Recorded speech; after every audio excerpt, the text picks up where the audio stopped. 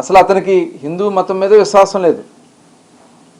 నిజంగా హిందూ మతం మీద విశ్వాసం ఉన్న వ్యక్తి అయితే ఇవాళ తిరుమల తిరుపతి దేవస్థానానికి అన్యమతస్తులు వెళ్తే ఖచ్చితంగా డిక్లరేషన్ ఇచ్చి వెళ్ళాలి. ప్రధానమంత్రులు వెళ్ళారు, డిక్లరేషన్ ఇచ్చి వెళ్ళారు. ప్రెసిడెంట్ ఆఫ్ ఇండియాలో డిక్లరేషన్ ఇచ్చారు. విదేశాల నుంచి వచ్చినటువంటి అనేక మంది అధ్యక్షులు కూడా డిక్లరేషన్ ఇచ్చి వెళ్ళారు.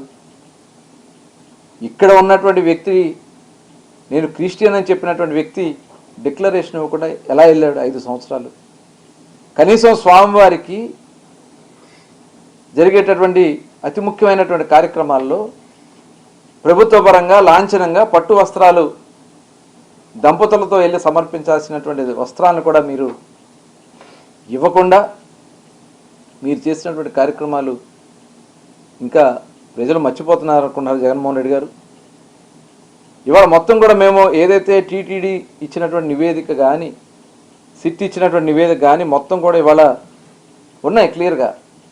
ఇవాళ గతంలో మరి 2019-24లో మీరు సడలించిన నిబంధనల్లో 4 లక్షల లీటర్ల ఆవు పాలు ప్రతిరోజు కొనుగోలు చేయాలనే నిబంధన ఉంటే కేవలం 1 లక్ష పూర్తిగా ఎత్తేసారు. అది అసలు పాలతో సంబంధం లేకుండా నెయ్యి వచ్చని అది పెట్టారు. అట్లాగే గడిచిన 3 ఏళ్ళు తప్పనిసరిగా నిర్వహణలో ఉండాలి ఆ సంస్థ. 1 year ఉంటే చాలని చెప్పి పెట్టారు. పాల నుంచి రోజుకి 12 టన్నుల వెన్న తీయాలని చెప్పి పెట్టారు. అది 8 టన్నులు తీస్తే చాలు అని చెప్పి దాన్ని సడలింపు చేశారు.